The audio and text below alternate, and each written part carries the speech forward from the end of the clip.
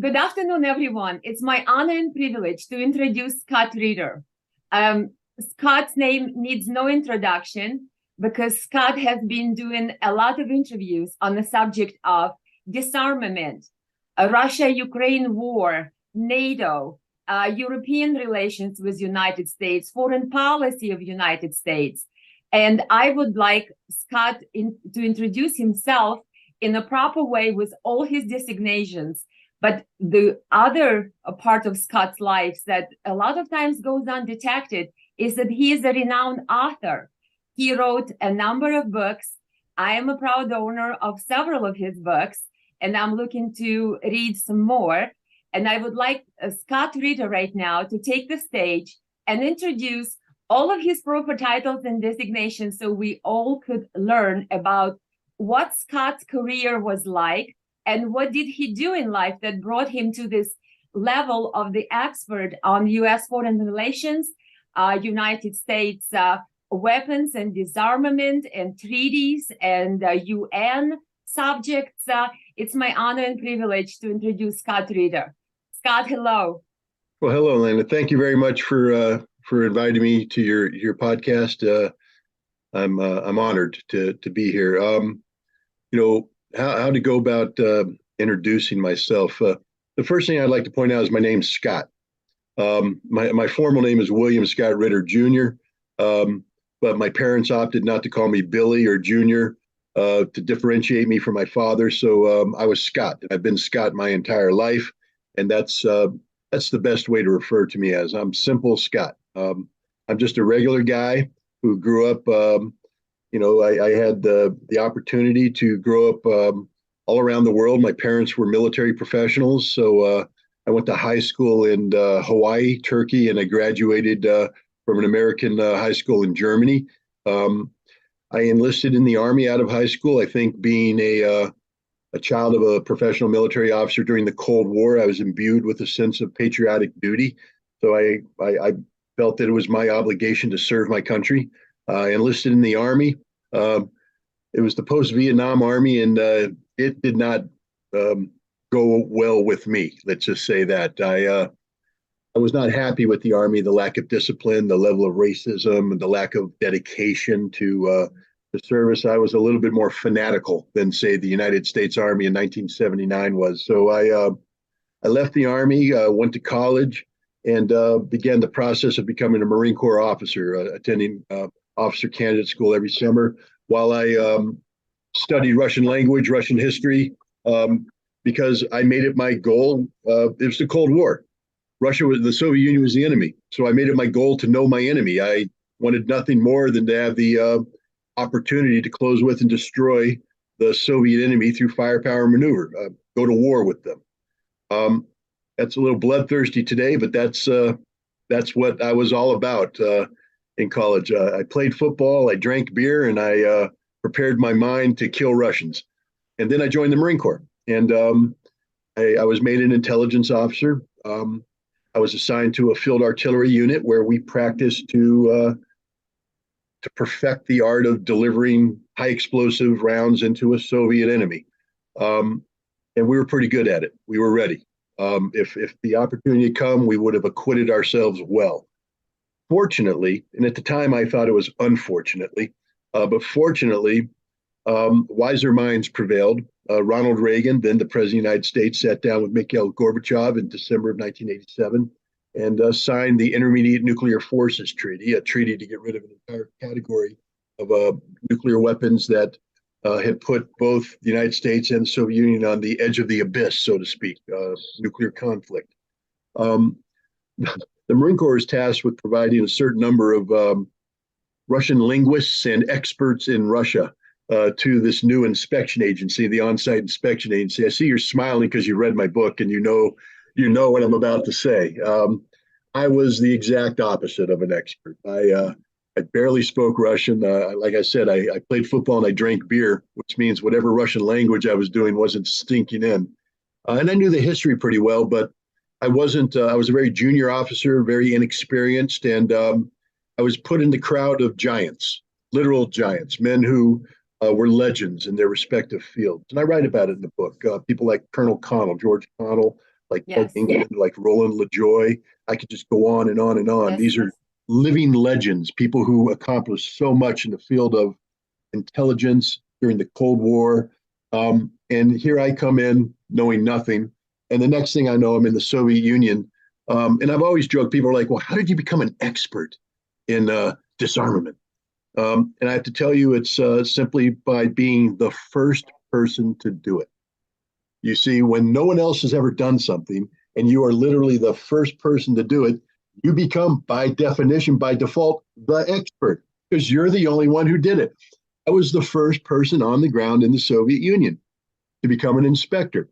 Everything I did was the first time it had ever been done. It doesn't mean that I was really clever, I was really good. It just meant I had a unique set of experience. And then I was able to capitalize on it. And fortunately, because I was surrounded by some extraordinary people, my peers and my superiors, the things I did tended to succeed.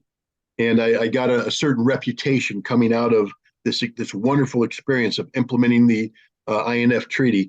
I got high level attention. The director of the CIA, the commandant of the Marine Corps, chairman of the Joint Chiefs of Staff. I was recognized again as a very junior officer. I'm getting this recognition, and it was. It was somewhat humbling to be put in that position because, believe me, at the end of the day, when I woke up, I looked in the mirror and I knew the truth. I knew who Scott Ritter was. I knew I wasn't this superstar. I knew I was a guy with a lot of concerns, a lot of doubts, a lot of fears, a lot of, just the kind of things that the average human being has. That's all I am. I'm just simple Scott. I'm not anything extraordinary. But I had this amazing opportunity, this amazing experience that then propelled me on to my next job, which was supposed to be with the Marine Corps. I went to a school, but then the war came. Iraq invaded Kuwait, and suddenly I found myself in Riyadh, Saudi Arabia, working on the staff of General Norman Schwarzkopf as an intelligence officer. But because of my experience in the Soviet Union as a missile inspector, I had the reputation of being the missile guy. I'm not the missile guy. You know this. You read the book. I'm not the missile guy. But they called me the missile guy. And one day, General Cal Waller, who's the deputy commander with 4 stars on his shoulder, comes into the room and he goes, "Where's the missile guy?" I'm like, everybody's looking at me. And I'm like, that's me. And I got taken out. And I became the Scud expert. I'm not an expert on Scuds. When I was in Vodkinsk, they produced Scuds in Vodkinsk. I didn't know it at the time, to show you how stupid I was back then. I just knew about SS-20s, SS-25s, but now Scud was produced. And everybody's like, he was in Vodkinsk. He knows missiles. He knows everything. I know nothing. But now I'm put in charge of trying to come up with ways to kill these Scuds. And long story short, I had what they call a good war. You know what a good war is? That's where you live and you don't screw up. I had a good war. And I came out of the war with a good reputation. I did some interesting things and made my reputation of being a rock solid analyst. And then the war ended, and it was time for me to get out of the Marine Corps. Remember how eager I was to kill Russians out of college? Well, now I had served my country in war, but we were no longer at the Cold War. Russia was no longer the enemy. And the only reason I wanted to join the military was to kill Russians, because it was during the Cold War, they were the enemy. They're not the enemy anymore. I've already served my country in war. And I was like, maybe there's something better I can do in life. Plus, I had fallen in love. There was a young lady I met in Vodkinsk where I served. She was a linguist there on the Russian side. We didn't fall in love there. Trust me, that didn't happen. But during the, when the war ended, it was time for me to get out of the Marine Corps. We reconnected, and so that was going to be my future. I was going to get out of the Marines. I was going to marry this wonderful lady and start a family and move on. And we tried to do that. We got married. But in August 1991, while I'd been given a job offer to go over to the Soviet Union with H.J. Heinz. You might recognize that name. They make ketchup. But they also do food processing. Because, as you saw in my book, I was part of a team that built something out of nothing in the Soviet Union. The H.J. Heinz was going to build a food processing plant in southern Russia, and they wanted me to head up that opportunity. to be the plant manager. And so I was supposed to go over there, and then they had the coup in August of 1991. And H.J. Heinz pulled out of the Soviet Union, and I was unemployed. And then I got a phone call from a colonel, Doug England. I write about him in the book, the guy who fired me. You remember early on, who didn't like me. We turned out to become very good friends. And he had been assigned to the United Nations at the end of the war, tasked with overseeing the creation of an inspection team that would go into Iraq to disarm Iraq. And it turned out the Iraqis were lying. And he said, we need an intelligence capability. And he said, I happen to know an intelligence officer who helped write the book on on-site inspection, who actually fought in the war, and he knows all about Iraqi Scuds. Why don't we bring him in, and he can help create this intelligence capability? So in September of 1991, I was brought to the United Nations, where I stayed for 7 years. And over the course of 7 years, I became one of the senior chief inspectors operating in Iraq. I participated in over 45 inspections, 14 of them as chief inspector, many of them controversial, all of them critical. At least 5 of the inspections that I led ended up with Security Council resolutions being passed about the potential for military conflict against Iraq. So the work I did resonated at the highest levels. Now, let's bring this down to reality. I'm still just Scott Ritter. All of this is happening. And I mean, I have to tell you, on occasion, I would be put on an airplane and flown to a foreign capital. I would get off the airplane and a limousine would come up and a colonel in full uniform would come and open the door and bring me in like I'm some sort of very important person. And then they drive me to a meeting, defense ministry or foreign ministry, and I'm meeting ambassadors and secretaries and generals, and they're all talking to me as if I am the smartest man on the planet. And I'm sitting there going, holy cow, I am literally at this stage 32 years old. And these guys are treating me like I'm some sort of genius, and I'm not. I mean, I was good at what I did. I'm not going to lie, but it was all very humbling. It was one of the most unique experiences of my life. But in the end of the day, in 1998, it became clear that the U.S. government was promoting a policy that I couldn't support. My job was to disarm Iraq. The U.S. government was promoting regime change policy, using my team for purposes that they weren't designed to be used by the Security Council. So I resigned. And from 1998 until today, I've been speaking out critically of American foreign policy, not because I hate my country, just the opposite. I love my country more than anything. I would die for my country. Exactly. I've already believed that. But I think it's the duty and responsibility of every American citizen to hold their elected representatives accountable for what is done in their name.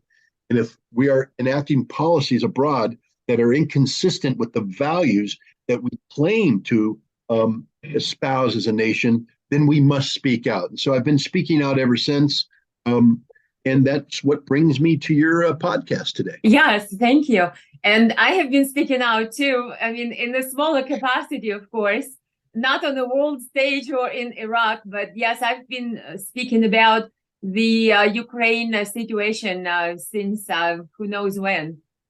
From whenever it was even possible to post something on the internet.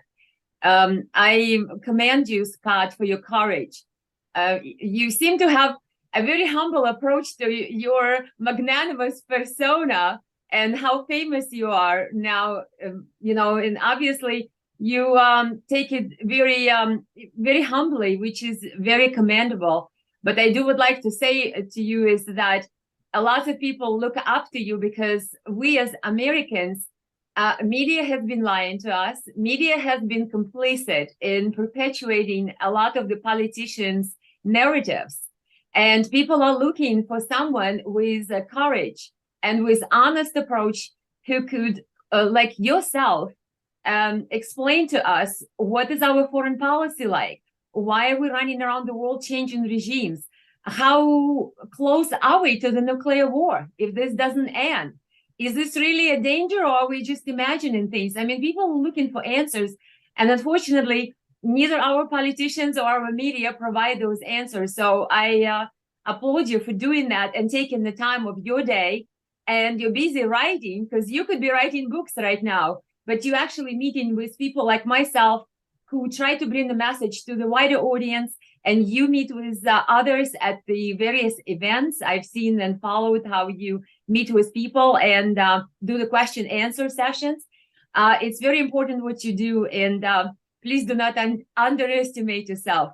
But the question about foreign policy, one of the questions I have is, remember, Scott, is a very confusing subject, and that United States always refers to as a rules-based international order.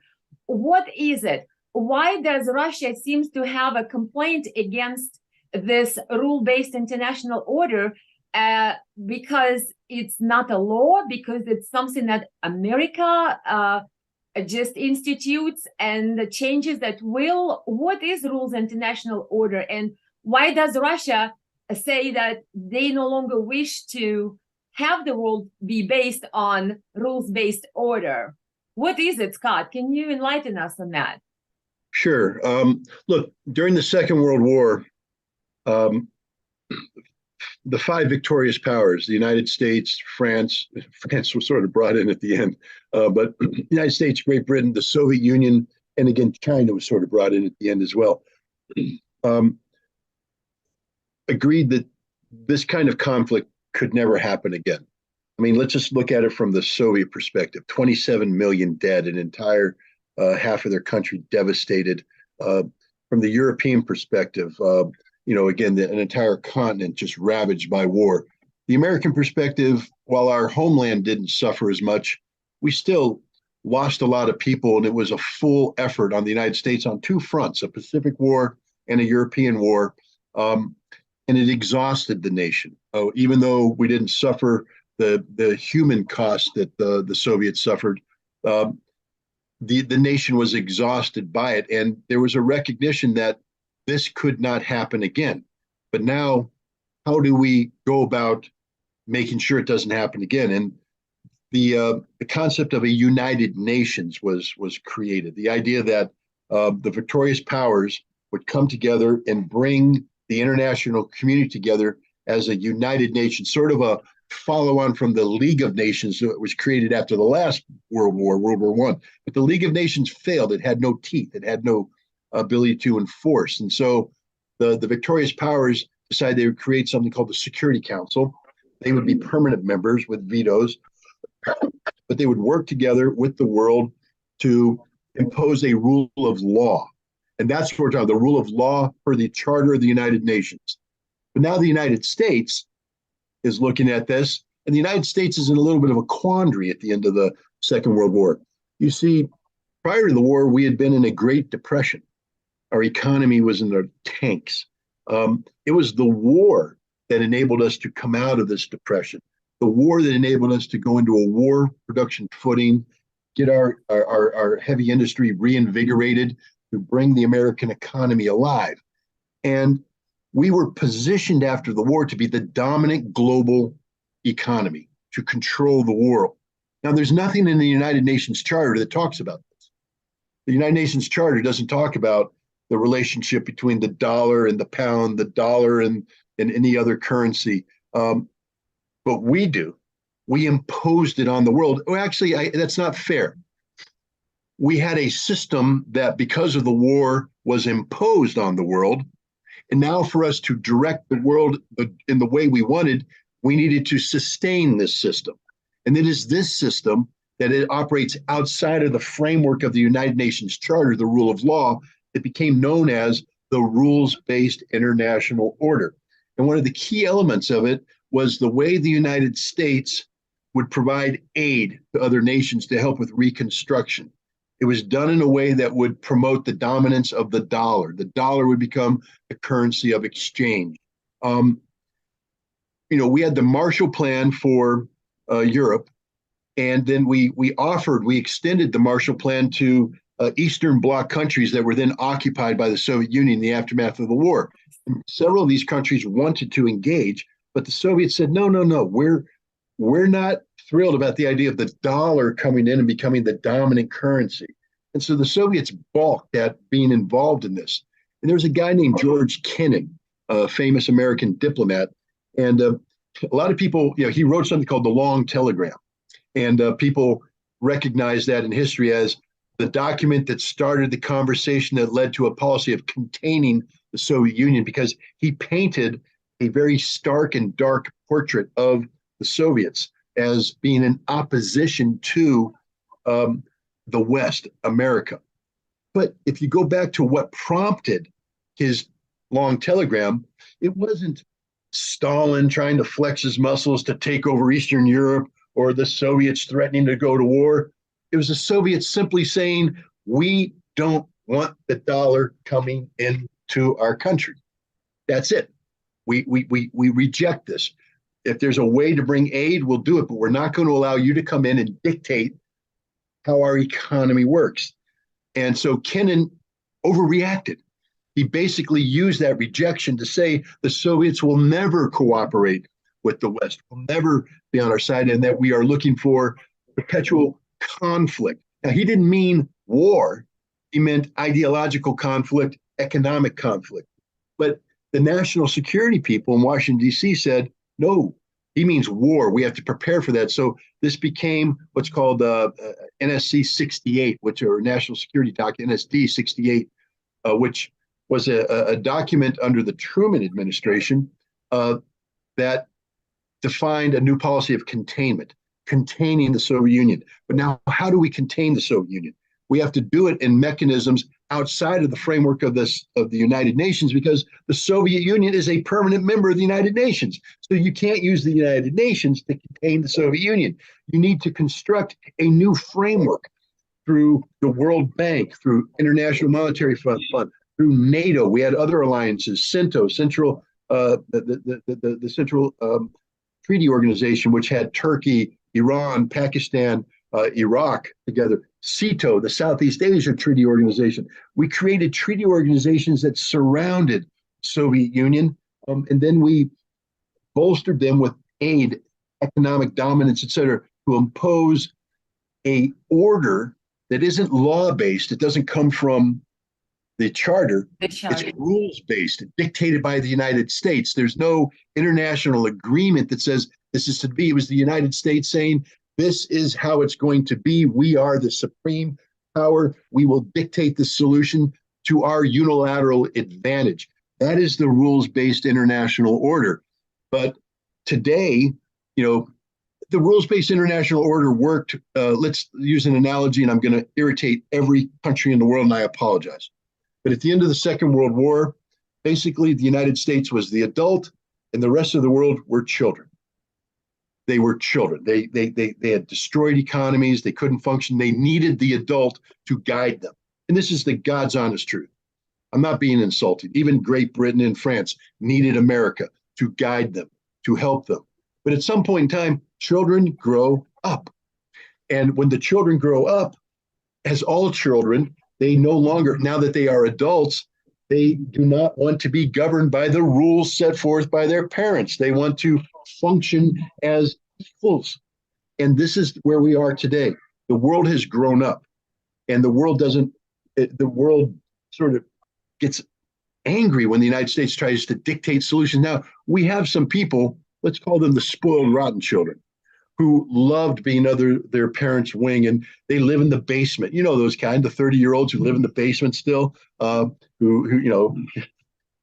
that's what Europe is. Europe is a continent of basement dwellers, people who never grew up, who've always lived under the umbrella of the United States. Japan is a basement dweller. South Korea is a basement dweller. Australia is a basement dweller. These are children that just didn't grow up. They're so comfortable to be under mommy's wing, daddy's wing, and they just want to stay that way forever.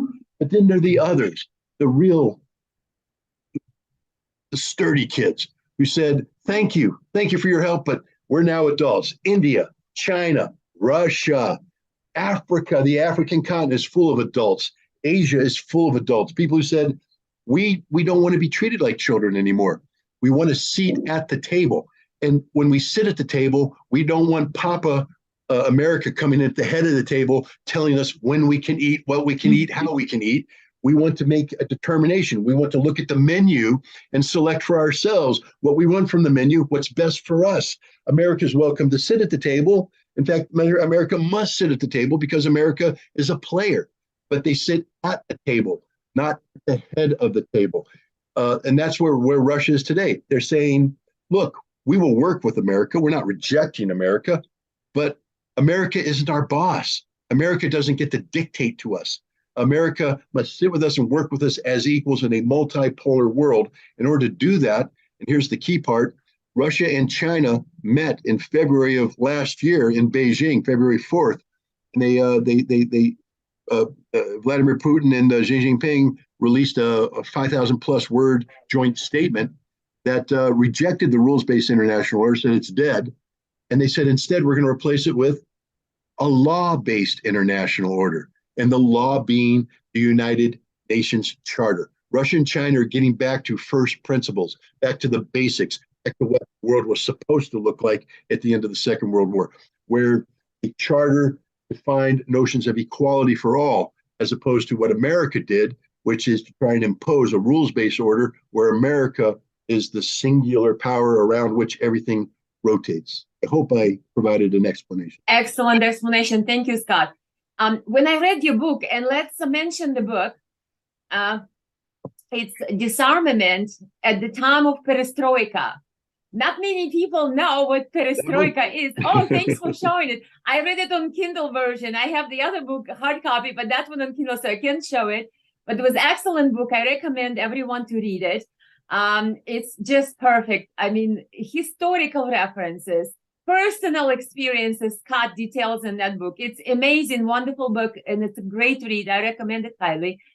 In your book, Scott, you talked about disarmament and how important it is. I remember there was something about cargo scan that you guys tried to do to scan these missiles to find out, like, what is it inside? I mean, there's so much technical information. I don't pretend to understand all of the technical parts, but it seems neither do I. It seems so laborious and intense that I was like, in all the numbers, you have to just like, wow, Scott knows all these numbers. And that book's just amazing. But what I did, I looked up the nuclear, like who has the most nuclear weapons, because I'm sure we're all concerned about nuclear, thermonuclear war, however people want to call this. I am afraid that, like you said, adults in the room, who are the adults in the room anymore? I see the war between Russia, Ukraine, NATO, everybody's trying to get in, Poland tries to get in. Zelensky screams, let's do a preemptive strike on Russia. Medvedev, a Russian former president, comes out yesterday and says, oh, those people in Davos are, talking about that peace only can be achieved if Russia loses on the battlefield. He says, I have news for them. No nation with nuclear weapons have ever lost a major conflict like that. So when I hear all this talk about nuclear, thermonuclear, and then I read your book and how you advocate for disarmament, I looked up to see who has the nuclear, heads or weapons and who had them before. I came across the article and it showed that the peak of everybody having the most, I almost think it was 70,000 warheads. I mean, there was something upwards of dozens and dozens of these warheads. I think it was around 70s, 80s or something. And then it's a sharp drop. And now United States and at this time Russia, they tread sort of evenly on the amount. Russia has a little bit more, but it's not like at the time when I looked back at the chart, the Soviet Union had more than everyone as far as nuclear weapons. And now United States and Russia are pretty much plus minus, I'm thinking few hundred warheads. But Scott, looking at the chart, I looked at the time frame and I said, maybe, again, I'm a business person. I don't claim to be a politician or know anything about, the inner workings of how people do this. I am looking at it as a rational person. Doesn't it seem like when Soviet Union had the most warheads, then there was less wars based on that chart? Because I'm looking at Obama's time when weapons dropped already and they are quite low. Then I see that this is the period when Libya war started and Iraq war started and Syria war started and all these wars. And I'm thinking, I'm going to ask Scott. Scott, what do you think? I mean, did disarmament help to curb the situation in the world to be more peaceful? Or, I mean, I don't know. I mean, is it really a deterrent to have nuclear weapons? Of course, they're horrible and we don't ever want anybody to use them. And Russia doesn't want to use them. And I hope United States doesn't want to use them. But we always thought that this is sort of a deterrent. But the more we go this year and the last year with Russia, Ukraine, the more I see that there is a very real possibility of nuclear exchange. And that scares us all. But what do you think? Because the peak of everybody having nuclear weapons almost kind of to me as a rational human being seems like it had less wars. And when they dropped, now that we have all these wars, I mean, does it have anything to do with it? Or this is just our policy? If Russia, pardon, just finish, and if Russia says that we don't trust United States, if we have a disarmament and you, let's say, work on the disarmament with Russia, which I know that those negotiations stalled again, START treaty, or what is it, New START treaty, something along these lines. And I think you mentioned it, that Russians even said that American side now tries to redefine the words inside that treaty. In other words, if Russia cannot trust United States in disarmament, and according to you, disarmament is the way to go, how does this all fit? And does disarmament help to create more peace in the world? Or does these terrible weapons, do they provide a deterrent? I hope it's not too much info in one question. What do you think, Scott? No, good question. Let me just start off by making the following points. The United States became a nuclear power in 1945. I think Russia followed a few years later. In 1950, we had the Korean War. Nuclear weapons didn't stop the Korean War. In 1956, we had the Suez Crisis. Nuclear weapons didn't stop the Suez Crisis. In the 60s, we had the Vietnam War. Nuclear weapons didn't stop that. Russia had a war in Afghanistan in the 70s and the 80s. Nuclear weapons didn't stop that. And there were countless wars beyond that. There was the Iran-Iraq War.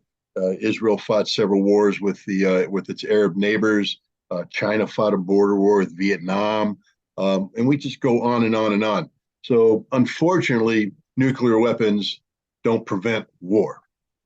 What kept us from destroying each other with nuclear weapons at that time wasn't so much that we had so many of them. It's that we recognized that if there was a nuclear war, we would both die. It's called mutually assured destruction. When we first started building nuclear weapons, we were looking for advantages to basically say we are the spirit. We were planning for active war. Had we gone to war against the Soviet Union in the 60s, the first thing we would have done is nuke Russian cities. Automatic, just nuke them. And they would try to nuke some of us. And we had these game theorists who came up with how we would win a nuclear war. And we would win the nuclear war by destroying the Soviet Union's ability to continue to exist as a modern nation state while preserving enough population and industrial capacity so that the United States could reconstitute itself, knowing that we would lose 100 million people. Now, when John F. Kennedy, back when he became president, when he was taken down to the Pentagon to be briefed on what we back then we called the SIOP, Singular Inter-Operational Plan, or I don't know what it was, but the PSYOP is what it was called, which is our nuclear war plan. And he came down, and remember, he's the commander-in-chief. He gets to make the call. He comes down to the Pentagon, and they present him a plan. And he says, wait a minute. So if we go to war, we're going to kill everybody. And they said, yes, sir. He said, but I want options. They said, there are no other options. He said, I want options. And so they built options. They came back and gave him a plan that said, and he said, but wait a minute. If I do this plan, it automatically goes to this plan. So there is no option. You've just made it cuter. And he walked out and he turned to an aide and he said, and we call ourselves the human race, meaning what has gone wrong with us? And every president that's been briefed on the American nuclear war plan since then has come away with the same reaction. This is literally insanity. And fortunately, in the 1960s, we're in the business now of building newer weapons, and the Russians are catching up. They're building newer weapons. So we're building, missiles that can reach out and destroy a Russian silo. So the Russians harden their silo and build missiles with multiple warheads to come and attack us. So then we build missiles with multiple warheads and we put them on submarines. And then the Russians do this, and then we do this. And next thing you know, we're both going, holy cow, we're about to kill each other.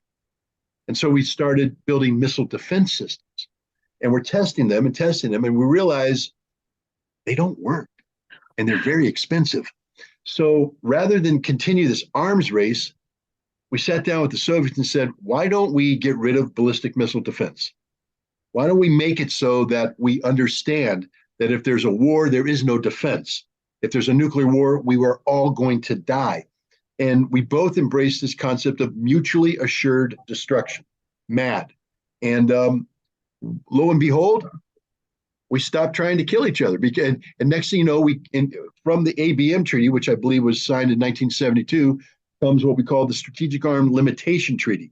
Not reducing weapons, but slowing how we expand them to eliminate certain types of missiles that were called destabilizing. And then we had SALT 1, then we had SALT 2. But then disarmament ran into a hiccup. The Soviet Union invaded Afghanistan, and Jimmy Carter prevented the final ratification of SALT II, and arms control sort of went into a hiatus.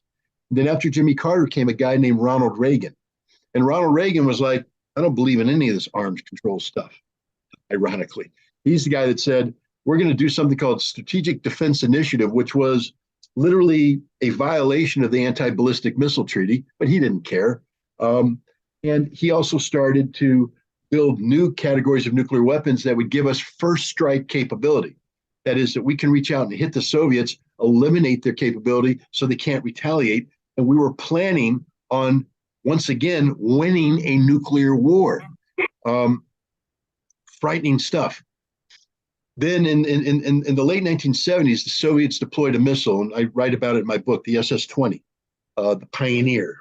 And it's a road mobile missile, solid rocket fuel, which means it doesn't take long to get ready to fire. The vehicle stops, raises, fires, and off goes a missile with 3 nuclear warheads that can take out 3 European cities. And the Soviets built hundreds of these missiles. And the Europeans are going, whoa, whoa, whoa, whoa, whoa, time out. This is awful. What are we going to do about it? And America said, well, we'll deploy our own intermediate nuclear forces onto European soil. And the Europeans are going, wait a minute. So we got a problem between America and the Soviet Union, and we're going to pay the price. If there's a war, we're going to die. And they didn't like it. There were massive demonstrations in Europe against this, but the NATO made the decision that the only way to confront the SS-20 was to deploy these systems. One of the systems deployed was called the Pershing II. We had a Pershing 1 missile. The Pershing II, again, is a solid rocket missile with a warhead. But the thing about it is, if it got fired from a base in West Germany, it could hit Moscow in 7 minutes. And that means that there's no time to think.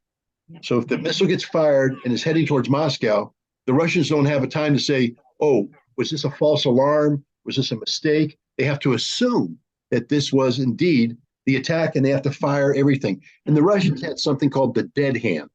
The dead hand system that, let's say the Pershing II got through and killed everybody in the Kremlin. Doesn't matter. The dead hand takes over. And the dead hand has sensors, acoustic sensors, radiation sensors. And if communications is no longer coming out of Moscow, the dead hand automatically goes, launch everything. And they fire these missiles that have communications capsules, and it flies over the Soviet Union, broadcasting the launch codes, and all the missiles get fired to the United States, and the world ends. So now you say, oh gosh, well, okay, but still, it's not that bad, right? No. In 1983, NATO held an exercise called Able Archer 83, 83 being the year. Able Archer was the final exercise in a sequence of exercises called Reforger, Return of Forces to Germany. We had 300,000 troops stationed in Germany at the time, but to fight the Soviet and Warsaw Pact forces, we needed 500,000. But we didn't want to station 500,000 there. So we would fly in 200,000, 250,000 troops, and we trained to do this every year. And so in 1983, we flew in tens of thousands of American forces who married up with their tanks and everything, and they were positioned. And the Soviets are looking at us going, They just built up their forces. They're pointed at us. And now Able Archer 83 comes in, which is a nuclear command post exercise that for the first time is going to practice what is needed to launch nuclear weapons against the Soviets. And the Soviets are going, they are getting ready to do a preemptive first strike. They're going to hit us with nuclear weapons. So the Soviets put all those SS-20s on high alert. Now they're out there ready to launch. They put their airplanes on the runway with nuclear bombs attached, pilot in the cockpit, engine running, so that the second there was a hint of an accident, they take off and they start. We were that close to nuclear war, that close. Later on, when Ronald Reagan was briefed on it, someone said, yeah, well, we dodged a bullet there. The Soviets actually thought we were going to attack. He said, they didn't really think that, did they? And they said, yes, sir, they did. And he said, that's insane. And that moment combined with, there was an assassination attempt against Reagan. And while he was in the hospital bed recovering, he watched a program put on by ABC News called The Day After about nuclear war. And he said, is this real? And one of his advisors said, no, sir, that's nothing. Reality would be far worse. Oh, and he said, that's insane. Yeah. So suddenly this guy, Ronald Reagan, who was a Cold Warrior, who, wanted to learn to fight a winnable nuclear war, woke up to the insanity of it all. Yeah. And they began the process of working with the Soviets through disarmament to get rid of these weapons that had put us on the brink of nuclear conflict. So one of your questions is the world safer because of disarmament? Let me put it this way, as stark as I can. Had there not been an INF treaty, we would all be dead because there would have been a nuclear war. An accident would have occurred. These weapons would have been used, and it'd be all over. You and I wouldn't be having this conversation. So disarmament made us safer. I know there's a lot of people in the former Soviet Union and Russia who take an opposite point of view. They feel that nuclear weapons is the only thing that gives them relevance. No, there's so much more that gives Russia relevance than nuclear weapons. But unfortunately, because of the attitude the United States has taken in the post-Cold War, post-Soviet environment, we no longer treat the Russians with respect. We signed an INF treaty that was mutual. Both parties respected, it was reciprocal, etc. But once the Soviet Union collapsed, there were many people who believed we don't need to treat the Russians like we treated the Soviets, that we should, instead of negotiating treaties that reduce both, we should negotiate treaties that increase our strength, our power, our prestige. Mm-hmm. And the Russians weren't in any position to argue with them. Boris Yeltsin had his arm twisted to sign up to treaties that were inadequate, to use a Russian turn of the phrase. And now we're in a situation where we desperately need arms control. Donald Trump, George W. Bush pulled out of the ABM treaty, anti-ballistic missile treaty. So now the United States is deploying anti-ballistic missile systems on the periphery of Russia, and Russia has every right to be concerned about this. And now we're getting ready. We got out of the INF treaty, and we're getting ready to deploy a new category of missile, which, like Pershing II, if fired, can strike Moscow in 5 minutes. Well, you know what the Russians have retained? The dead hand. Nobody's talking about it. It's there. So we're literally reliving history as we speak. And here's the frustrating part. Earlier we talked about National Security Document 68, the containment strategy. The guy who wrote that was named Paul Nietzsche. And he was a Cold Warrior. He did not like the Soviet Union, didn't trust him at all, etc. But, that was written in the early 1950s. In the early 1980s, 30 years later, guess who is our INF treaty negotiator? Ooh. Paul Nietzsche. Paul Nietzsche. And what I'm trying to say is, here's a man with 30 years experience under his belt. He has seen it all. He has lived through everything. He's lived through every aspect of the Cold War, the ABM treaty, the SALT treaties, etc. So when he's sitting down with his Soviet counterparts now, they're very experienced people who know how to negotiate. They understand what's at stake. They understand the consequences. And because of that, we got the INF treaty. Only because of this experience, because of these veterans, these experienced arms controllers. Then when we walked away from serious arms control, Paul Nietzsche retires. All the people who negotiated these treaties are retired. And because we're not using the disarmament muscles, they atrophy. And today we have no disarmament staff. worthy of the name. Yes, we have people in the position, but they don't know arms control. They don't know treaties. They don't know how to negotiate a treaty. They don't know how to treat the Russians with respect. Unfortunately, the State Department, which used to take the lead in this, has been bullied out of the way by the Defense Department. And the Defense Department's in the business of buying weapons, building new units, using the weapons.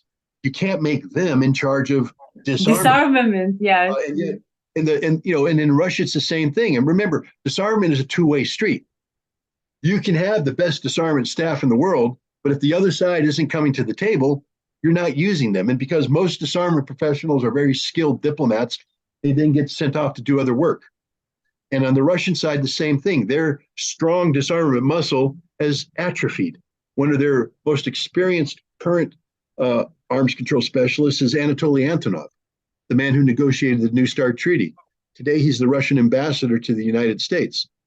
But he says, he's given interviews where he says, I'm literally a bird in a gilded cage. Here I am, an expert on disarmament, expert on America, in America at a time when we desperately need disarmament, and nobody will talk to me. Nobody will talk to me. I'm by myself here. It's an absolute waste of resources.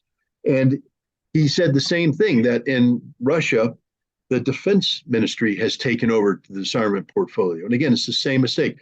So now we have a situation where the American Defense Department and the Russian Defense Ministry are responsible for disarmament, and they don't want to disarm.